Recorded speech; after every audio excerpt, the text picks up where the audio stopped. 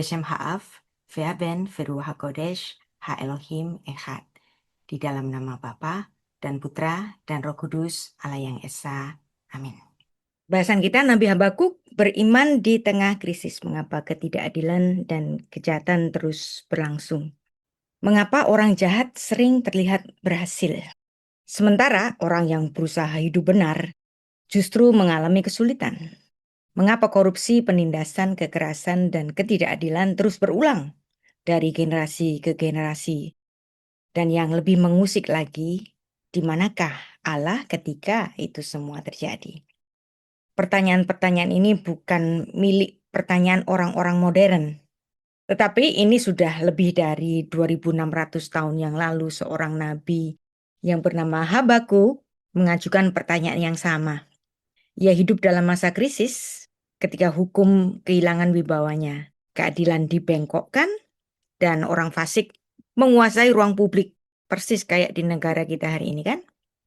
Dan dengan jujur Habakuk berseru kepada Allah, "Berapa lama lagi ya Tuhan? Aku berteriak tetapi tidak kau dengar." Habakuk 1 ayat 2. Di sini kita dapat melihat belajar bersama kitab Habakuk adalah kitab yang unik, berbeda dari kebanyakan kitab yang lainnya yang berisi firman Allah, tapi kitab ini berisi dialog antara seorang nabi yang bergumul dengan Allah yang menjawab. Habakuk tidak takut membawa kebingungannya kepada Tuhan. Ia mempertanyakan keadilan Allah, mempertanyakan mengapa kejahatan dibiarkan, bahkan mempertanyakan mengapa Allah memakai bangsa yang lebih jahat untuk menghukum umatnya sendiri, menghukum umat pilihannya sendiri, orang Israel. Namun perjalanan Habakuk tidak berakhir pada keluhan. Dari pasal demi pasal nanti kita akan melihat ada transformasi yang luar biasa dari kegelisahan menuju pengharapan, dari pertanyaan menuju kepercayaan, dari protes menuju penyembahan. Dan pada akhirnya nanti Habakuk menemukan bahwa iman bukan berarti memahami seluruh rencana Allah, tapi tetap mempercayai Tuhan dengan jawaban yang belum terlihat. Dan kita akan menelusuri bersama pergumulan Nabi Habakuk yang mungkin adalah pergumulan kita hari ini. Kenapa orang jahat terus berkuasa? Kenapa yang jahat makin jahat? Karena sesungguhnya pertanyaan Habakuk adalah pertanyaan kita juga. Mengapa keadilan dan kejahatan terus berlangsung? Dan bagaimana orang benar dapat tetap hidup oleh iman di tengah dunia yang nampaknya tidak adil? Yang menjadi ayat utama dalam kitab ini adalah Habakuk 2 ayat 4, orang benar akan hidup oleh percayanya. Mengapa kejahatan terus berlangsung? Mengapa Allah tampak diam? Allah akhirnya memberikan jawaban. Namun menariknya Allah tidak menjawab semua pertanyaan Habakuk secara rinci.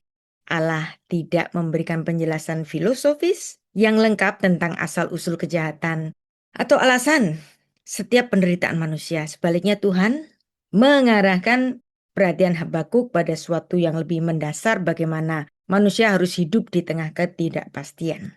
Di tengah dunia yang penuh kekacauan, Allah berfirman, "Fesadik be'emunato yihiyeh." Orang benar akan hidup oleh percayanya. Habakuk 2 ayat 4. Dan seringkali Habakuk 2 ayat 4 ini dipahami hanya sebagai pernyataan tentang iman. Tapi dalam bahasa Ibrani, kata emunah ini maknanya sangat kaya.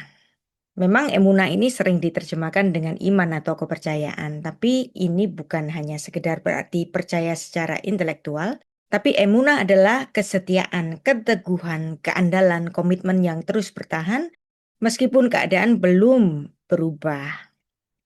Dengan kata lain, Habakuk tidak sedang diajak untuk sekedar percaya bahwa Allah ada. Ia diajak untuk tetap setia kepada Allah ketika situasi hidupnya nampak bertentangan dengan Tuhan. Dalam filsafat Yunani sering dipahami sebagai persetujuan terhadap suatu gagasan. Tetapi dalam filsafat Ibrani, iman adalah tindakan yang hidup. Iman bukan hanya apa yang ada di kepala, tapi bagaimana seseorang melangkah setiap hari. Karena itu Habakuk tidak berkata orang benar akan hidup oleh pengetahuannya, tapi orang benar hidup oleh percayanya. Nah, sekarang kita akan Studi kata iman. Apa bedanya iman dan percaya? Apa sih iman? Apa itu percaya? Keduanya sama saja. Keduanya sinonim dari segi kata dasarnya. Yang membedakan adalah iman itu kata benda, percaya itu kata kerja. Jadi nomina iman selaras dengan nomina Ibrani emuna, emuna iman. Lalu verbanya, kata kerjanya adalah aman. Kenapa orang merasa aman? Karena dia punya iman, emuna. Jadi kata iman, aman, emunah, amanah itu berasal dari bahasa Arab yang kita serap ke dalam bahasa Indonesia. Dan bahasa Arab ini lekat dengan bahasa Ibrani karena bahasa Arab dan bahasa Ibrani adalah bahasa yang serumpun. Ada pernyataan ani ma'amin, aku percaya. Ini adalah salah satu ungkapan iman yang paling mendalam dalam tradisi Yahudi. Ani itu artinya aku percaya, ma'amin, aku percaya. Jadi akar katanya sama kayak aman emuna tadi yaitu alef mem nun. Dari situ muncul berhubungan dengan kata-kata lain misalnya amin, emuna, neeman, ma'amin, amanah sama. Dan iman menurut filsafat Ibrani percaya sesuatu itu benar. Dan iman itu berarti saya bersandar kepada pribadi yang setia. Siapa yang setia? Tentu saja Tuhan kita. Dan lebih dekat arti dengan aku mempercayakan hidupku kepada Tuhan, bukan sekedar aku menerima doktrin. Nah, mengapa disebut ani? Menarik, ada doa ani ma'amin. Kita juga punya kredo yaitu aku percaya kepada Allah Bapa yang Maha Kuasa. Pengakuan iman rasuli itu kan diawali dengan aku percaya. Ini sama dengan orang Ibrani kalau sedang pengakuan iman. Ani ma'amin, aku percaya. Bukan orang tuaku percaya, bukan gerejaku percaya, bukan pendetaku percaya, tapi aku yang percaya. Imannya aku ini nggak bisa diwariskan. Maka pengakuan iman Nikea dan pengakuan iman rasuli itu juga dimulai dengan aku percaya, ani ma'amin, kepada Allah, Bapa yang Maha Kuasa, Khalik langit dan bumi. Dan kepada Yesus Kristus anaknya yang tunggal. Tuhan kita yang dikandung daripada Roh Kudus. Nah ini ada nafas trinitas dalam pengakuan iman rasuli. Nah dari iman ini, semua iman kita, semua agama-agama Ibrahimik, baik Yahudi, Kristen, dan Islam, meneladani iman dari Bapak Abraham. Maka tidak salah jika kita mengatakan bahwa Abraham adalah bapak orang beriman. Nah, dia disebut Abraham Avi Hame Aminim, bapaknya orang-orang beriman. Nah, kata aman, emunah, apa hubungannya dengan amin? Nah, ini sangat indah. Ketika kita berkata amin, sebenarnya kita sedang berkata, aku berdiri di atas dasar yang teguh. Karena amin, emunah, ma'amin, semuanya berasal dari akar yang sama, alef, mem, nun. Ini kalau Anda belajar filsafat Ibrani. Nah, dalam filsafat Ibrani, ani ma'amin bukanlah sekedar deklarasi optimisme, tapi adalah deklarasi kesetiaan. Orang yang berkata, aku percaya, ani ma'amin, tidak sedang mengatakan bahwa ia memahami seluruh rencana Allah, tapi dia memahami bahwa dia mempercayakan kehidupannya di dalam tangan Tuhan. Bahwa Allah tetap dapat dipercaya, karena itu iman dalam pemikiran Ibrani selalu diwujudkan dengan langkah hidup. Seseorang disebut ma'amin bukan karena banyak mengetahui tentang Tuhan, tapi dia orang yang setia terus berjalan dengan Allah. Dan itulah sebabnya jika diterjemahkan secara filosofis, ani ma'amin, bukan sekedar aku percaya, tapi aku memilih tetap setia. Karena Allah adalah pribadi yang setia. Nah, tapi bagaimana kita dapat tetap percaya Allah adalah pribadi yang tetap setia? Apabila kita menghadapi ketidakadilan di mana Tuhan? Nah, itulah yang akan kita pelajari bersama dalam kitab Habakuk. Karena di dalam kitab Habakuk ini mengajar iman itu seringkali harus menunggu ketika keadaan tidak masuk akal, ketika doa belum terjawab, ketika kejahatan tampaknya menang terus. Ini jahat kok menang terus, kok berkuasa terus. Ketika kita melihat masa depan kok tampaknya suram.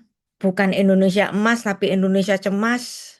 Nah, tapi kita sebagai orang percaya tetap memilih hidup bersama dengan Tuhan. Karena orang fasik mengandalkan kekuatannya sendiri. Ia merasa aman ketika dia punya uang yang banyak atau dia memiliki pengaruh yang luar biasa, tapi orang benar menemukan sumber kehidupannya bukan pada keadaan uang yang dia miliki, tapi dia mempercayakan hidupnya kepada Allah. Misalnya dalam Habakuk ini, dia diizinkan Tuhan untuk mengalami perjalanan itu yang awalnya penuh pertanyaan. Dia hampir tidak percaya. Dia bertanya terus, kenapa kekacauan terjadi? Kenapa penderitaan terjadi? Yang pada akhirnya pada Habakuk pasal 3, ia dapat mendeklarasikan keimanannya sekalipun pohon ara tidak berbunga, pohon anggur tidak berbuah, hasil pohon zaitun mengecewakan dan ladang-ladang tidak menghasilkan bahan makanan, tapi aku akan bersorak-sorai di dalam Tuhan. Bisakah kita demikian? Kita mungkin hidup di dunia yang tidak jauh berbeda dari zaman Habakuk. Kita menyaksikan ketidakadilan, korupsi, kekerasan, perang, kerusakan lingkungan, berbagai penderitaan manusia, tapi di tengah-tengah itu Habakuk bisa berseru Vesadik beemunato yihiyeh. Orang benar akan hidup oleh karena percayanya. Kita dari tadi ngomongin kitab Habakuk yang ngomongin ketidakadilan, tapi mari kita mulai dengan pemahaman dari nama Habakuk sendiri. Nama Habakuk, Habakuk dalam bahasa Ibrani adalah salah satu nama yang paling unik di antara nabi-nabi dalam Perjanjian Lama. Para pakar bahasa Ibrani sepakat bahwa nama ini kemungkinan berasal dari kata havak, yang berarti memeluk, merangkul, mendekap. Yang dalam pemikiran Yahudi, nama itu lebih dari sekedar julukan, label, panggilan. Karena dalam bahasa Ibrani, nama bahasa Ibraninya Shem. Dan ini adalah bentuk konstrak atau kependekan dari kata Ibrani neshama, yang artinya jiwa. Maka nama seseorang itu adalah jiwa dari orang itu. Nama seseorang merujuk kepada karakter jiwanya. Jadi nama bagi orang Ibrani bukan sekedar label, tapi nama adalah takdir yang terungkap dan adalah tafkid, tugas, fungsi, pesan, jabatan, mandat yang dalam pemikiran Ibrani Shem, Megaleh, et Hatafkid. Nama adalah penyingkapan fungsi dan peran. Sehingga nama Habakuk menjadi ringkasan dari seluruh misi kenabiannya. Ia memeluk Allah ketika akal budi tidak mampu memahami jalan-jalannya. Nah, maka bentuk pengulangan Habakuk memberikan nuansa intensif seolah-olah menunjukkan tindakan yang memeluk berulang-ulang atau erat. Yang dengan demikian, nama Habakuk dapat dimaknai dengan dua arah. Yang pertama dalam artian memeluk, dia adalah orang yang merangkul Allah, bersandar pada jalannya, yang tidak melepaskan imannya. Yang kedua, ia yang dipeluk oleh Allah. Ia adalah orang yang dirangkul oleh kasih setia Allah, meskipun keadaan sekitarnya nampak bertentangan dengan kebaikan Tuhan. Nah, pertanyaan lagi, siapakah Habakuk ini? Anak siapakah dia? Nah, ini agak menarik juga. Biasanya nabi-nabi Israel itu ditulis asal-usulnya, bahkan ditulis dari suku apa, bapaknya namanya siapa. Tapi Alkitab tidak memberikan silsilah Habakuk ini. Ini aneh, yang justru mencolok di tengah kitab para nabi, berbeda dengan misalnya Yesaya, yang diperkenalkan sebagai bin Amos, anaknya Amos. Ditulis dalam Yesaya 1 ayat 1. Yeremia dikenal sebagai anak Hilkia, Yeremia 1 ayat 1. Sefanya yang silsilahnya dirunut hingga 4 generasi di belakangnya, hingga Hizkia. Sefanya 1 ayat 1. Tapi di sini dalam kitab Habakuk hanya diperkenalkan satu kalimat saja. Ucapan ilahi yang dilihat oleh Nabi Habakuk sudah. Nggak disebutkan dia dari suku apa, dia juga nggak disebutkan anak siapa. Tidak ada patronimik, sebutan bin siapa, anaknya siapa yang lazim dalam budaya Ibrani, di mana identitas seseorang itu sangat ditentukan oleh garis keturunan ayahnya. Ketika tidak ada penyebutan suku, klan, atau kota asalnya, dengan demikian ayahnya nggak diketahui. Asal geografisnya pun nggak diketahui. Ia hanya bisa ditebak dari konteks pelayanannya di kerajaan Yehuda pada akhir abad ke-7 sebelum Masehi. Nah, kekosongan identitas ini justru memicu tradisi-tradisi rabbinik yang berusaha mengisinya. Salah satu legenda yang paling menarik adalah hubungan Habakuk dengan anak laki-laki perempuan Sunem yang dibangkitkan oleh Nabi Elisa sebagaimana tercatat dalam 2 Raja-Raja pasal 4. Nah, para rabi Yahudi menafsirkan janji Elisa kepada perempuan Sunem itu bahwa pada waktu seperti ini juga tahun depan engkau akan memeluk Havak. Nah, ini adalah kata dasar dari nama Habakuk, seorang anak laki-laki. Maka para rabi menghubungkan kata Havak memeluk dengan nama Habakuk. Habakuk yang artinya memeluk atau dipeluk oleh Allah. Para rabi ini juga kemudian mengidentifikasi Habakuk sebagai anak yang dilahirkan dari mukjizat itu, yang kemudian menjadi nabi. Dan karena dia mengalami kuasa Allah yang membangkitkan dari kematian, namun sangat penting untuk dicatat bahwa ini hanyalah tradisi, nggak ada di Alkitab, ini cuma tafsir ya. Tidak ada bukti eksternal yang mendukung klaim ini. Ketiadaan silsilah Habakuk bukanlah kelemahan, tapi ini sebuah pernyataan teologis yang kuat. Nasib jasmani tidak menentukan otoritas nabi, tapi panggilan Tuhanlah yang menjadi satu-satunya legitimasi. Habakuk berdiri sebagai nabi bukan karena siapa bapaknya, bukan karena siapa sukunya, tetapi karena ia melihat firman Tuhan yang berdiri di menara untuk mendengar suaranya yang dicatat di dalam Habakuk 2 ayat 1. Dalam hal ini, Habakuk menjadi teladan bahwa iman dan panggilan Tuhan melampaui garis keturunan. Barangkali dia anak haram, who knows. Bisa saja loh, maka jangan menghina anak haram ya. Tuhan bisa memakai siapa saja. Anak-anak Allah bukanlah mereka yang dilahirkan secara jasmani, tetapi mereka yang dilahirkan oleh roh. Yohanes 1 ayat 13. Nah, sekarang pertanyaannya, di masa kerajaan siapa pelayanan Habakuk? Habakuk adalah nabi yang di persimpangan jalan.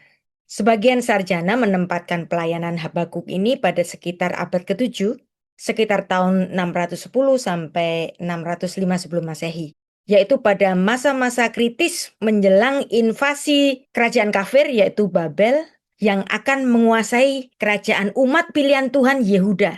Wow, ini keren. Ya, kenapa keren? Kadang-kadang menjadi bangsa pilihan Tuhan membuat orang Israel itu tegar tengkuk, sombongnya setengah mati.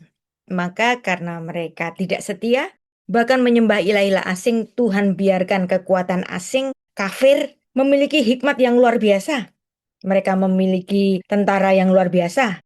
Maka jangan mengatakan bahwa kepintaran itu hanya diberikan kepada bangsa Israel saja, enggak. Orang kafir pun diberikan kepintaran oleh Tuhan. Dan ini adalah era di mana peta politik Timur Tengah kuno sedang diacak-acak. Yang utara diacak-acak oleh Kekaisaran Asyur selama berabad-abad sebagai kekuatan yang dominan. Terus yang nanti di selatan, bangsa pilihan Tuhan ini diacak-acak. Tuhan membiarkan bangsa pilihan Tuhan ini kalah dari kekuatan kafir. Sementara yang di selatan ini di dalam kuasa Raja Nebukadnezar dan Mesir, di bawah Raja Mesir yaitu Fir'aun Necho yang saling berebut hegemoni. Dua-duanya bangsa kafir.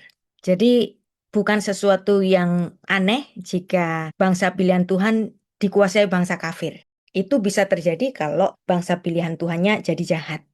Jadi kerajaan Yehuda meski bangsa pilihan Tuhan, dia hanyalah kerajaan kecil yang terhimpit di antara dua kekuatan besar dari Kekaisaran Asyur dan juga Nebukadnezar dan juga Mesir. Kemungkinan Nabi Habakuk ini ada di dalam masa pemerintahan Raja Yoyakim yang berkuasa pada sekitar 609 sampai 598 sebelum Masehi. Kenapa ada kekuatan kafir di Tanah Suci? Karena ketidaksetiaan bangsa pilihan Tuhan ini. Maka Tuhan membiarkan kerajaan Yehuda berada di dalam kemelut politik yang sangat genting, awalnya tunduk kepada Mesir, kemudian berbalik menjadi kekuatan vasal bagi kerajaan Babel, setelah kekalahan dari Mesir di Karkemis pada sekitar tahun 605 sebelum Masehi. Nah, saya tadi mengatakan ada kerajaan Israel Utara dan juga ada Israel Selatan, yaitu kerajaan Yehuda. Kok bisa kerajaan ini terpecah sih? Nah, kapan Israel ini pernah menjadi kerajaan yang benar-benar menjadi kerajaan Israel bersatu? Israel memiliki kurun waktu sejarah yang sangat tua, yaitu 4.000 tahun. Luar biasa ini. Jadi bangsa Israel adalah bangsa yang sangat tua sekali dan bahkan masih eksis sampai hari ini. Tetapi perhatikan, walaupun Israel memiliki sejarah sepanjang 4.000 tahun, tetapi sebenarnya Tuhan hanya mengizinkan kekuatan kerajaan Israel bersatu itu cuma 120 tahun saja. Kenapa kira-kira? Jadi perhatikan ketika bangsa Israel masuk ke tanah perjanjian di bawah kekuasaan dari Yosua, Israel belum berbentuk sebagai negara. Bahkan selepas Yosua mati, Israel kemudian berganti-ganti di dalam kekuasaan para hakim-hakim, masih belum berbentuk sebagai negara yang legitimate. Israel baru menjadi negara sebagai kerajaan Israel bersatu ketika mereka memiliki raja. Raja pertama yaitu Raja Shaul selama 40 tahun. Raja kedua yaitu Raja Daud sama selama 40 tahun juga. Lalu raja ketiga yaitu Raja Salomo. 40 tahun saja. Habis itu pecah lagi. Jadi Israel Utara dan Israel Selatan. Jadi bangsa Israel jangan sombong. Meskipun sejarahmu 4.000 tahun, tapi Tuhan ternyata hanya mengizinkan negara Israel bersatu berdiri hanya 120 tahun saja. Termasuk hari ini. Israel modern hari ini kejam luar biasa. Tidak menggunakan peri kemanusiaan ketika membombardir Palestina, bahkan termasuk Kristen Palestina. Orang Kristen di Indonesia banyak yang tidak menyadari ini. Kalau dahulu Tuhan izinkan karena ketidaksetiaan Israel jatuh, hari ini bisa jatuh nggak? Bisa banget. Berapa lama Israel hari ini baru berdiri? Cuman 78 tahun kan? Maka jangan sombong karena sesuatu bisa terulang seperti zaman dahulu kala yang dimana Tuhan hanya memberikan waktu 120 tahun saja bagi 3 raja-raja besar Israel. Habis itu pecah. Pecahnya kapan? Pasca kematian Raja Salomo. Kerajaan Israel terpecah. Masuk ke dalam jajahan bangsa-bangsa kafir. Jadi jangan bilang kalau Israel berperang itu menang terus. Enggak. Tuhan biarkan Israel kalah. Maka Israel nggak boleh sombong, termasuk Israel modern hari ini. Jangan sombong. Israel terpecah menjadi Israel Utara dan Israel Selatan. Yang utara nanti dikuasai oleh kekuatan Asyur. Dan di masa raja terakhir yaitu Hosea pada sekitar tahun 722 kalah dari kekuatan asing, kafir. Raja Tiglat-Pileser itu mengubah atau mencampur orang Israel Utara dipindah ke Asyur, orang Asyur disuruh tinggal di Israel Utara dan itu kemudian dibiarkan perkawinan campur, maka identitas Israel Utara hilang. 10 suku itu menjadi hilang. Tuhan biarkan 10 suku itu hilang. Lalu bagaimana yang di selatan? Lumayan. Karena apa? Karena ada bait Allah di Yerusalem. Tapi ternyata mereka juga nggak setia. Mulai dari Rehabeam sampai Sedekia yang kerajaannya itu berumur sekitar 340 tahun. Nanti kemudian pada raja terakhir Sedekia, Tuhan izinkan kekuatan kafir menguasai bangsa pilihan Tuhan. Bangsa pilihan Tuhan dibiarkan kalah. Lalu kemudian setelah bait Allah runtuh, terjadi kelaparan, bahkan terjadi tragedi kemanusiaan, orang makan orang, kanibalisme di Israel Selatan. Mereka dibuang ke Babel selama 70 tahun bangsa Israel secara bertubi-tubi kemudian di dalam kekuasaan kafir. Jadi perhatikan di sini, Alkitab sendiri mengatakan Israel tidak selalu benar. Israel kalau setia, Tuhan ada di pihak mereka. Tapi kalau Israel tidak setia, Tuhan akan kirimkan bangsa yang lebih jahat daripada orang Israel. Sementara bangsa-bangsa kafir dibiarkan memiliki kekuatan, Allah memilih Israel keturunan Abraham sebagai umat perjanjiannya, dibiarkan kalah. Kenapa? Karena Israel terus-menerus tidak setia kepada Tuhan. Mereka menyembah berhala, Baal, Asyera, Molok. Mereka mengabaikan hukum Taurat. Perhatikan, Israel modern hari ini juga nggak mengikuti hukum Taurat kan? Mereka banyak yang ateis, 30% juga. Makanya jangan menganggap Israel modern itu seperti Israel yang nggak pernah salah. Ini bisa saja Israel yang seperti dalam keadaan raja-raja lalim. Mereka menindas orang miskin dan lemah. Berapa banyak warga sipil dibombardir oleh mereka, baik yang di Gaza, yang di West Bank, maupun di Lebanon Selatan. Sangat tidak berperi kemanusiaan. Bukan orang kayaknya mereka-mereka itu. Karena apa? Karena bangsa pilihan Tuhan itu mengikuti jalan-jalan bangsa-bangsa kafir. Apakah Israel modern benar? Enggak. Apakah Netanyahu suci? Enggak. Dia punya banyak kasus mega korupsi, file 1000, file 2000, dan file 4000. Silakan diketik di Google, Netanyahu bukan orang suci. Jadi orang-orang Kristen yang mabuk Israel dan Zionis, belajarlah banyak. Belajarlah dari perjanjian lama yang Israel tidak selalu benar. Dan apa yang dilakukan oleh Israel hari ini? Membunuh anak-anak kecil di kepala. Ketika kita mengkritisi hari ini, lalu kemudian mereka pakai perkataan yang lazim bagi mereka. Are you antisemitik? Enggak. Ketika saya mengkritik Israel modern, itu bukan antisemit.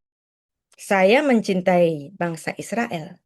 Tapi Israel sedang dipimpin oleh pemimpin yang lalim. Seperti Israel Utara dipimpin oleh Ahab dan Isabel. Jadi saya menggambarkan Benyamin Netanyahu itu seperti Ahab, Isabelnya siapa? Itu kakek tantrum Presiden Donald Trump. Apakah saya antisemit? No. Nah, ini juga terjadi pada Tuhan Yesus. Tuhan Yesus kalau bagus ya disebut bagus. Kalau jahat ya dia sebut jahat. Kalau munafik ya Tuhan sebut munafik. Tuhan di satu sisi memuji iman dua orang non-Yahudi, yaitu perempuan Siro Fenisia dan iman dari perwira Romawi di Kapernaum. Tapi di sisi lain, Tuhan Yesus bisa sengit kepada pemimpin bangsa Israel dan Tuhan Yesus justru menyampaikan teguran dan ancaman yang keras. Tuhan Yesus mengatakan kepada para pemimpin Yahudi, "Hai orang-orang munafik, celakalah kalian." Matius pasal 23, dia berkali-kali menyebut, celakalah kalian, celakalah kamu. Kamu seperti kuburan di labur putih. Kelihatannya bagus, berwarna putih, bersih, tapi dalamnya bangkai. Itu kalian, orang-orang Israel. Bahkan Tuhan Yesus mengatakan, kalian keturunan ular beludak. Matius pasal 23. Tuhan juga bahkan kepada muridnya sendiri juga mengatakan, hai kamu yang kurang percaya. Tuhan Yesus menangisi Yerusalem. Yerusalem, engkau membunuh nabi-nabi. Hari ini juga kan, banyak orang Kristen dibunuhi kan oleh Israel modern. Dan orang Kristen di Indonesia yang Zionis cuek-cuek aja, dianggap Israel selalu benar. Tuhan Yesus mengatakan kepada orang Israel, kamu berasal dari bapamu yaitu iblis. Yohanes pasal 8. Kenapa Tuhan Yesus mengatakan demikian? Karena kalian menolak aku. Itulah juga yang terjadi pada Israel modern hari ini. Nah, apakah kalau saya mengkritik Israel modern lalu dikatain antisemit?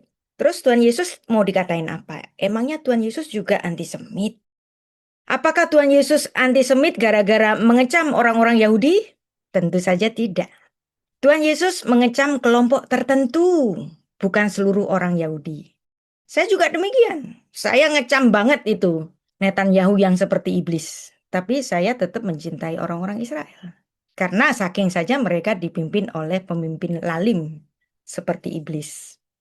Dan banyak orang Yahudi yang juga ikut Tuhan kan. 12 murid Yesus orang Yahudi. Maria ibunya orang Yahudi. Yusuf bapaknya orang Yahudi. Ribuan orang bertobat di hari Pentakosta itu juga kebanyakan juga orang Yahudi. Jemaat mula-mula terjadi di antara orang Yahudi.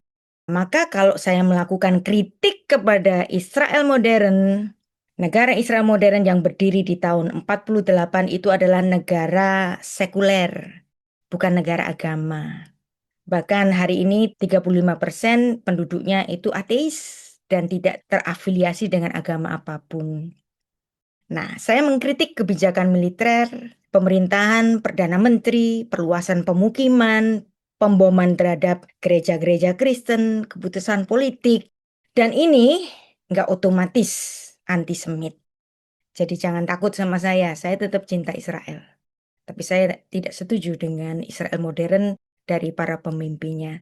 Itu sama kayak saya itu sedang mengkritik pemerintah tentang MBG. Saya kritik abis itu pemerintah tentang MBG. Atau orang-orang basar-basar yang kemudian dijadikan pejabat yang tidak kompeten pada yang mereka emban tugasnya itu. Ini bukan berarti saya membenci Indonesia kan. Saya cinta banget dengan Indonesia. Maka saya mengkritik. Saya kritik abis itu MBG.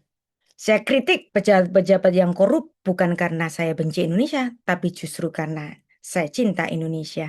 Demikian juga kalau saya mengkritik Benyamin Netanyahu bukan berarti saya antisemit. Saya cinta orang Semit. Orang-orang Kristen, kenapa sih kok mereka itu fanatik dengan orang Yahudi? Karena mereka minder. Dianggap bangsa Yahudi bangsa pilihan Tuhan, padahal kita kan juga bangsa pilihan Tuhan.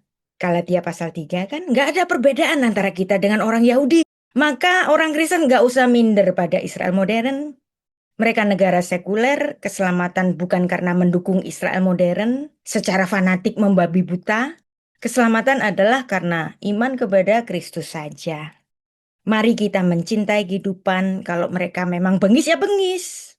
Penduduk sipil dibomi semuanya, anak-anak kecil ditembak di kepala, ya bengis memang. Dan perjanjian baru di dalam Kristus tidak ada golongan ras tertinggi. Jadi Yahudi bukan golongan ras tertinggi, kita sama. Galatia pasal 3 ayat 26 sampai 29. Sebab kamu semua adalah anak-anak Allah karena iman di dalam Yesus Kristus. Karena kamu semua yang dibaptis di dalam Kristus telah mengenakan Kristus. Dalam hal ini, perhatikan, camkan. Orang-orang Kristen yang Zionis, camkan ayat ini. Galatia 3 ayat 28. Dalam hal ini tidak ada orang Yahudi atau orang Yunani, tidak ada hamba atau orang merdeka, tidak ada laki-laki atau perempuan. Karena kalian semua adalah satu di dalam Kristus Yesus. Dan jikalau kamu adalah milik Kristus, maka kamu adalah juga keturunan Abraham yang berhak menerima janji Allah. Kalau saya mengkritik Benyamin Netanyahu dan saya dikatain antisemit, perhatikan. Di sini adalah Beit Knesset, DPR-nya orang-orang Israel, Israel modern hari ini. Sebagian dari partai-partai di Beit Knesset itu yang menjadi oposisi dari Benyamin Netanyahu, mereka mengatakan, Usha. Shame on you, Bibi. Lek. Pergi. Nah, jadi di antara orang Israel sendiri, banyak kok yang nggak setuju dengan kebiadaban dari Benyamin Netanyahu kan? Jadi mari kita lihat video ini. Jadi orang Israel sendiri juga nggak setuju dengan kekerasan yang dilakukan oleh Benyamin Netanyahu.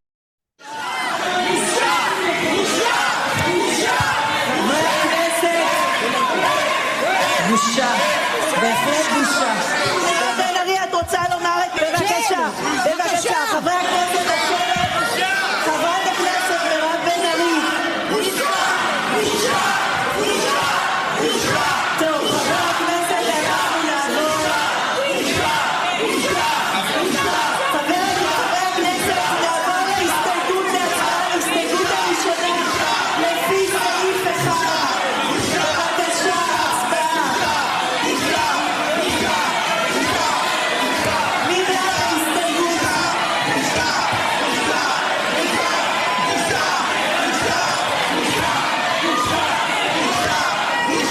בעד 17, מתנגדים 56, אין נמנעים.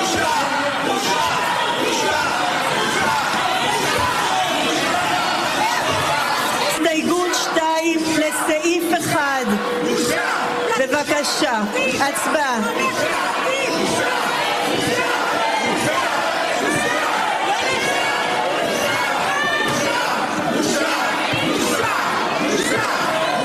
חבר הכנסת יוראי להב הרצנו, קריאה ראשונה. חבר הכנסת דוידסון, קריאה ראשונה.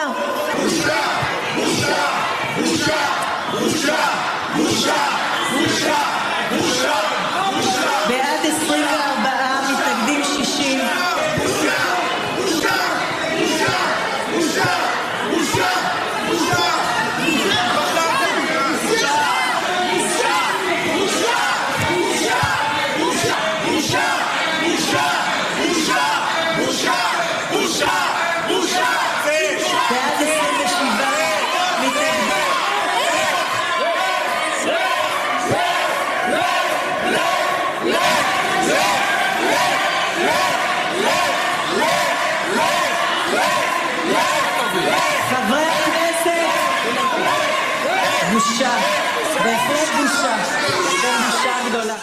Perhatikan, pada akhirnya orang Israel juga malu terhadap genosida yang dilakukan oleh bangsanya sendiri kepada orang-orang Palestina, kan?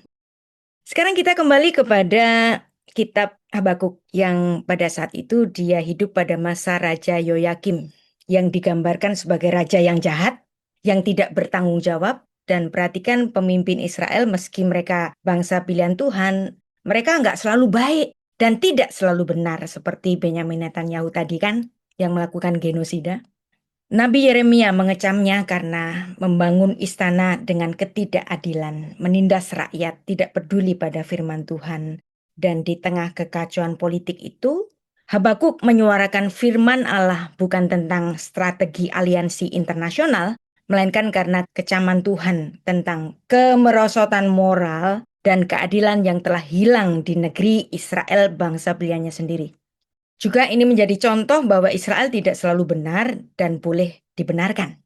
Kecaman kepada Israel bukan antisemit, melainkan anti-satanik pada Israel yang meninggalkan Tuhan, yang memilih menjadi sahabat bagi iblis. Di luar tembok istana yang penuh intrik, kondisi sosial Yehuda mengalami pembusukan yang parah. Korupsi merajalela di kalangan pemimpin, hakim yang menerima suap, orang miskin ditindas dan kebenaran diperdagangkan untuk keuntungan pribadi. Habakuk di situ mengeluh dengan keras, hukum tidak berjalan dan keadilan tidak pernah muncul keluar. Sebab orang fasik mengepung orang benar sehingga keadilan muncul terbalik. Kehadiran Habakuk di persimpangan sejarah ini bukanlah kebetulan. Ia dipanggil untuk menyuarakan suara sorga ketika bumi sedang berguncang. Namun yang membuatnya istimewa adalah bahwa ia tidak hanya menyerukan pertobatan, ia bertanya kepada Allah mengapa kejahatan dibiarkan, mengapa bangsa yang lebih fasik, yaitu Babel, diizinkan Tuhan untuk menghukum umat pilihannya sendiri. Ini menjadikan Habakuk sebagai nabi yang unik, seorang pengamat yang jeli sekaligus seorang pencari yang jujur, yang berani membawa pergumulan bangsanya ke hadirat Tuhan di tengah riuhnya pergulatan kekuatan dunia.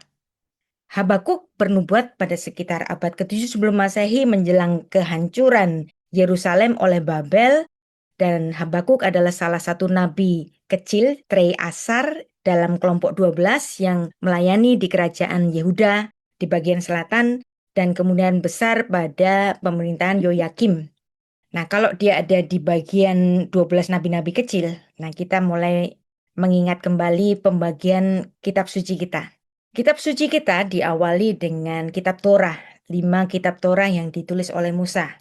Genesis, Exodus, Leviticus, Numbers, Deuteronomy, Bereshit, Shemot, Vayikra, Bamidbar, dan Devarim. Yaitu Kejadian, Keluaran, Imamat, Bilangan, dan Ulangan. Lalu yang bagian kedua itu adalah kitab para nabi. Kitab para nabi yang ini dibagi menjadi beberapa bagian. Yang pertama adalah nabi-nabi yang pertama, yaitu Yosua, Hakim-Hakim, kemudian 1 dan 2 Samuel, 1 dan 2 Raja-Raja, Nevi'im, Rishonim, kitab nabi-nabi yang pertama. Kemudian ada Nevi'im Akharonim, kitab nabi-nabi yang kemudian, yaitu Yesaya, Yeremia, dan Yehezkiel.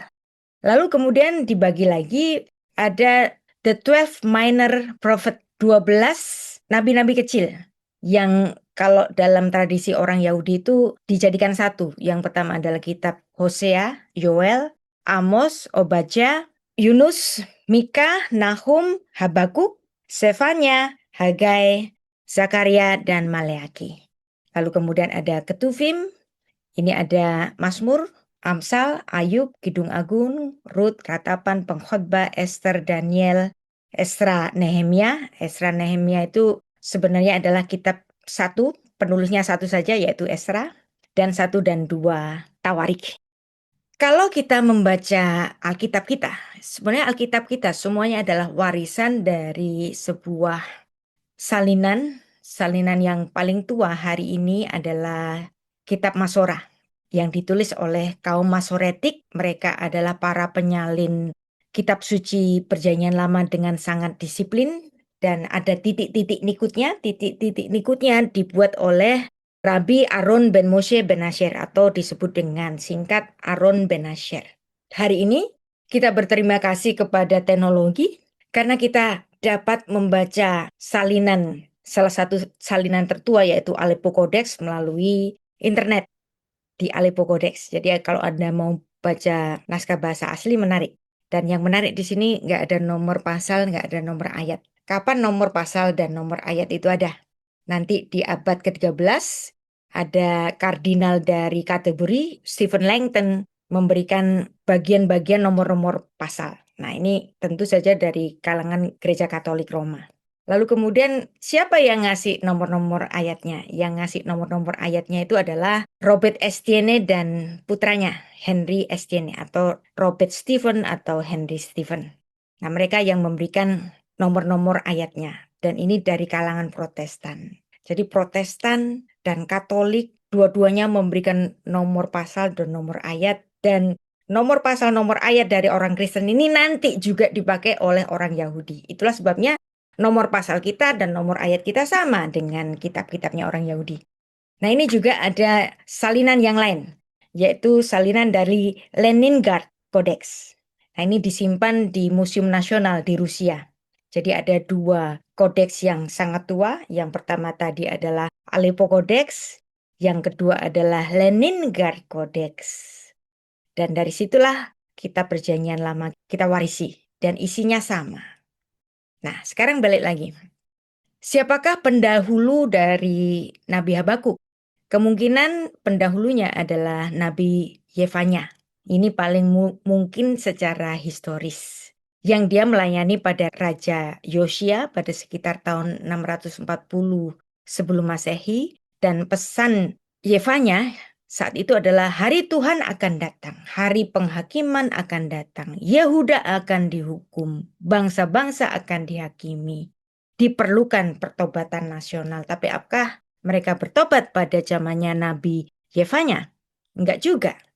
Dan ketika Nabi Habakuk muncul pada tahun 610 hingga 605 sebelum Masehi, situasi yang dinubuatkan oleh Nabi Yefanya mulai menjadi kenyataan. Nah, ada hubungan teologis antara Yefanya yang mengatakan bahwa penghakiman akan datang. Nah, di situ Habakuk bertanya, mengapa penghakiman itu datang melalui Babel? Kenapa melalui bangsa kafir ya Tuhan? Nah, dengan demikian nubuat Nabi Yefanya dapat dipandang sebagai nabi yang secara historis mendahului dan mempersiapkan konteks pelayanan Nabi Habakuk. Yang kedua, pendahulu dari Nabi Habakuk adalah Nabi Nahum yang bernubuat mengenai kehancuran Niniwe dan keruntuhan Asyur. Nah, ini siapa ini? Ini adalah musuh dari Israel Utara. Jadi Nahum mengatakan Allah akan menghukum kekaisaran yang sombong. Nah, Tuhan juga nggak membenarkan kok musuh-musuh Israel. Kalau jahat ya Tuhan bilang jahat. Bahkan juga nanti Asyur ini dikalahkan oleh Babilonia, dikalahkan oleh Koresh ya dari Persia. Jadi tema Habakuk, jika Asyur dihukum, mengapa Babel yang lebih jahat juga dipakai oleh Tuhan? Nah, ini kita akan pelajari ini nanti minggu depan mengenai necessary evil. Kenapa Tuhan pakai bangsa yang lebih jahat untuk menghukum bangsa Israel yang jahat? Nah, secara teologis, Habakuk melanjutkan pergumulan yang muncul setelah nubuat Nahum digenapi. Kemudian ada nabi yang kemungkinan sejaman dengan Nabi Habakuk, yaitu Nabi Yeremia atau Yirmeyahu, yang melayani sekitar pada tahun 627 sebelum Masehi, yang secara kronologis memang Yeremia lebih dahulu. Tapi pelayanan Yeremia berlangsung bersamaan dengan Nabi Habakuk ini. Perbedaannya, Yeremia berbicara kepada bangsa, Habakuk bicara kepada Tuhan. Dia komplain kepada Tuhan. Kenapa Tuhan begini? Tapi Yeremia bicara kepada bangsa Israel. Yeremia menyerukan pertobatan kepada bangsa Israel, tapi Habakuk bergumul dengan misteri keadilan Tuhan.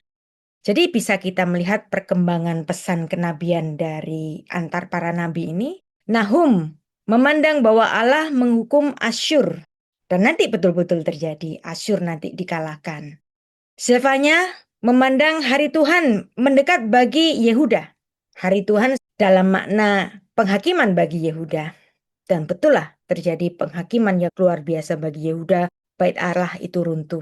Habakuk bertanya kepada Tuhan, mengapa Allah pakai bangsa kafir yaitu Babel?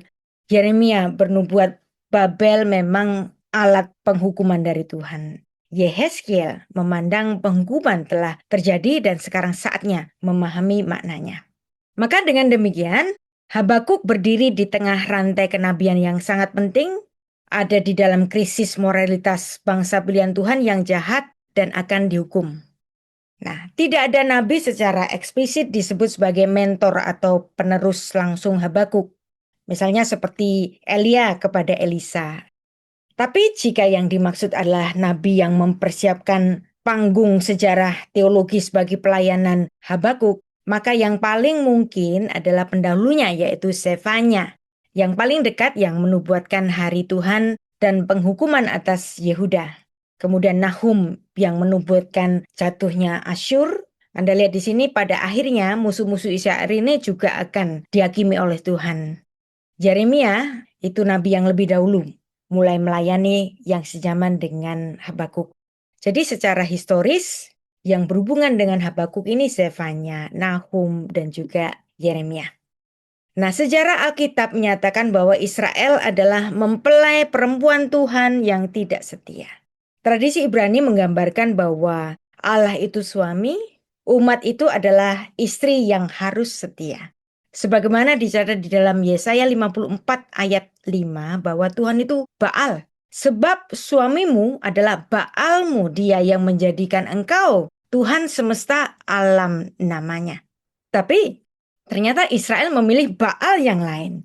Baal yang disembah oleh bangsa-bangsa Kanaan. Nabi Yeremia pun memanggil, kembalilah hai anak-anak yang murtad, sebab aku telah menjadi tuan atas kamu. Yeremia 3 ayat 14.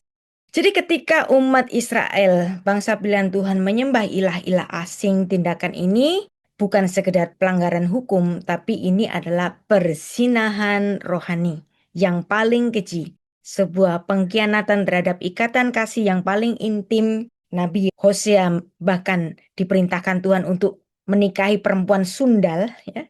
Kalau Anda belajar Nabi Hosea ini seru. Serunya apa? Ada laki-laki baik-baik, Tuhan suruh menikah dengan pelacur. Gimana sih Tuhan ini? Tapi ternyata ini sebagai penggambaran.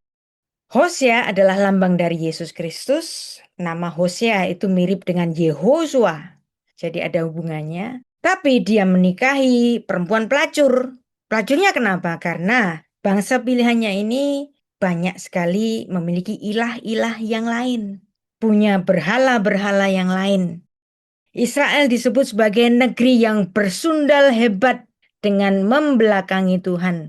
Hosea 1 ayat 2. Dan puncak dari kejatuhan rohani Israel sebagai bangsa pilihan Tuhan adalah ketika umat yang seharusnya menjadi istri Allah yang setia justru memilih menjadi istrinya iblis. Ini adalah status yang digambarkan di dalam Yehezkiel pasal 16, di mana Yerusalem, sang mempelai yang kaya raya justru memberikan kemuliaannya kepada kekasih-kekasih gelapnya, yaitu ilah-ilah bangsa kafir.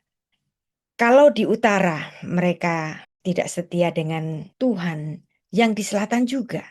Yehuda, saudara perempuan yang lebih muda, itu pun tidak setia. Dan inilah yang digambarkan dalam kitab Yehezkiel. Jadi yang utara itu disebut kakaknya, yang di selatan itu disebut adiknya. Kenapa yang utara itu disebut kakaknya? Karena yang utara itu utamanya dikuasai oleh dinasti Efraim, keturunan Yusuf yang mendapatkan hak kesulungan. Maka yang di utara disebut kakak. Lalu yang selatan adalah kerajaan Yehuda yang tidak memiliki hak kesulungan, maka disebut adik. Adik perempuan yang tidak setia. Dan hukuman yang dijatuhkan bukanlah kekalahan biasa, tapi hukuman yang setimpal dengan status mereka sebagai istri yang berzinah, yang seharusnya dihukum mati, tapi Tuhan tidak menginginkan kematian. Israel Selatan, mereka hanya dibuang ke Babel. Kalau di Samaria, Israel Utara dibiarkan hilang 10 suku, kalau yang di selatan 3 suku ini dibuang ke Babel. Jadi tema besar kitab Habakuk, saya berikan rangkumannya, pasal 1 keluhan pertama dari Nabi Habakuk, keluhan kepada Tuhan, komplain, mengapa engkau diam ya Tuhan? Tapi Tuhan malah menjawab begini, aku akan mendatangkan Babel. Kemudian keluhan kedua dari Nabi Habakuk, mengapa orang fasik yaitu Babel menelan orang benar? Nah tentu saja orang Israel nggak semuanya jahat dong. Ada juga yang masih baik. Tapi mereka juga ikut imbasnya. Pasal 2 itu jawaban kedua dari Tuhan, tuliskanlah penglihatan ini. Orang benar akan hidup oleh iman. Dan kemudian ada juga 5 ucapan celaka atas Babel yang pada saatnya nanti Babel itu akan dihukum oleh Tuhan dengan pakai tangannya siapa? Pakai tangannya Kores, Raja Persia. Dan pasal 3 itu ada doa pujian terhadap teofani Allah yang agung. Pujian di tengah kekosongan. Dan di situ Habakuk memuji Tuhan, Tuhan adalah kekuatanku. Jadi struktur kitab Habakuk dari gumaman, komplainan menuju kepada pujian. Jadi Habakuk di sini kitabnya memiliki struktur yang unik, sebuah perjalanan rohani dan kebingungan menuju puncak iman. Mungkin hari ini kita masih bingung, tapi minggu depan kita akan mendalaminya lagi mengenai necessary evil. Kenapa Tuhan biarkan ada kejahatan berlangsung? Apakah itu necessary? Sepertinya necessary. Nah, itulah pasal 1, keluhan pertama. Mengapa engkau membiarkan kejahatan? Berapa lama lagi ya Tuhan aku berteriak tapi engkau nggak mau dengar. Aku berseru kepadamu karena kekerasan tapi engkau tidak menolong. Mengapa engkau memperlihatkan kepadaku kejahatan dan menyaksikan ketidakadilan? Mungkin hari ini kita juga lagi sedih. Kenapa? Aparat hukum yang semestinya menegakkan hukum justru pelanggar hukum yang terutama Jampitsus misalnya dan pertikaiannya dengan lembaga Polri di negara ini. Kenapa Tuhan biarkan keserakan orang-orang itu terjadi? Pasal 1 ayat 5-11 itu ada jawaban yang pertama dan jawaban ini nggak enak. Tadi kan Habakuk komplain, kenapa ketidakadilan ini terjadi? Malah didatangkan. Datang apa? Aku akan mendatangkan orang Kasdim, orang Kaldea. Apa itu orang Kaldea? Orang dari Mesopotamia, kerajaan Babilonia. Jawabannya justru memperdalam misteri yang sedang dikomplainkan oleh Habakuk ini. Tuhan malah mendatangkan bangsa kafir menguasai kerajaan selatan. Pasal 1 ayat 12 sampai pasal 2 ayat pertama, keluhan kedua. Mengapa engkau membiarkan orang fasik menelan orang benar? Bukankah engkau ya Tuhan Allahku? Mungkin hari ini kita juga bertanya, kenapa Tuhan?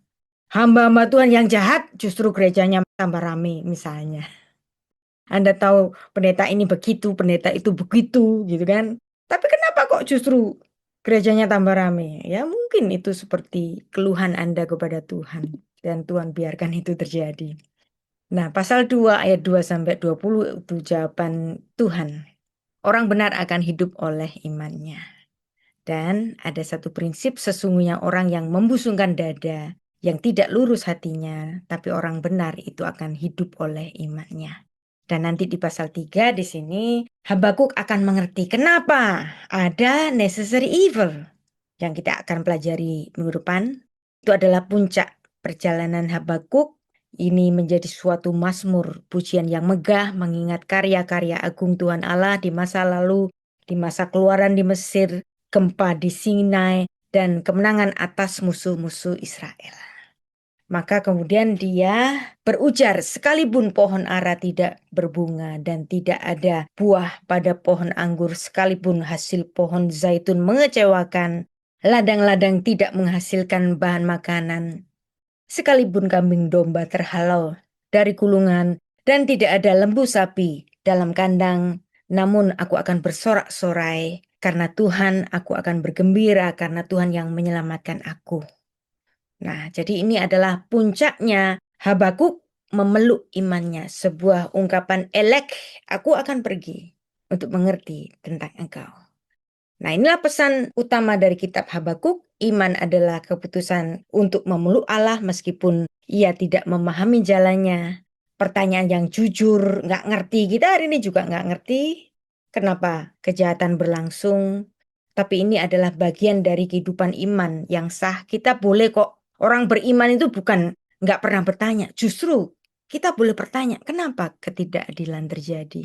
Orang benar hidup bukan karena situasi yang mendukung, tapi karena kesetiaan kepada Allah. Penghakiman Allah nanti juga akan bersifat adil dan universal. Tidak ada bangsa yang kebal, termasuk Babel yang awalnya Tuhan pakai sebagai alat untuk mendisiplin bangsa pilihannya sendiri, tapi pada akhirnya Babel sendiri akan dihukum oleh Tuhan. Jadi makna teologisnya dari kitab Habakuk ini apa? Memeluk Tuhan di tengah kegelapan. Habakuk mengajarkan kepada kita iman bukan perasaan pasti, tapi justru keputusan untuk tetap tinggal di situasi yang sangat tidak pasti. Nah, kejujuran kita adalah dasar iman kita. Iman itu tidak menghilangkan misteri. Anda boleh bertanya kepada Tuhan, mengeluh boleh. Dan juga jangan lupa kalau Tuhan sudah menjawab, kita memberikan pujian. Ini adalah puncak pelukan kita kepada Tuhan di tengah kesulitan kita, dan kita tetap setia. Iman adalah pertaruhan pada karakter Tuhan. Itulah yang dicatat di dalam Habakuk pasal 7 ayat 17 sampai 18 menunjukkan bahwa iman bukanlah optimisme buta. Iman adalah keputusan untuk memuji Allah bahkan ketika semua bukti tampak bertentangan. Nah, ini adalah elek. Aku akan pergi, aku akan meneruskan yang melampaui keadaan itu. Nah, apa sih aplikasi bagi kita hari ini? Maka kita semua mari, siapapun kita yang punya pergumulan dan kita mengeluh, kok orang jahat itu kok lebih gemuk, lebih kaya, lebih aman. Bawa pergumulanmu ini kepada Tuhan. Jangan sembunyikan keraguanmu, kekecewaanmu. Katakanlah kekecewaanmu kepada Tuhan. Allah lebih besar dari pertanyaan-pertanyaan kita. Tetaplah terjaga. Tetaplah bersiap-siap di menara. Jangan meninggalkan posisi imanmu karena keadaan sulit itu. Tetap mendengar firman Tuhan. Kembalilah kepada sejarah keselamatan seperti juga Habakuk. Dan mengingat karya-karya Tuhan di masa-masa lalu. Bahwa Tuhan adalah pembela kita. Tuhan tetap setia.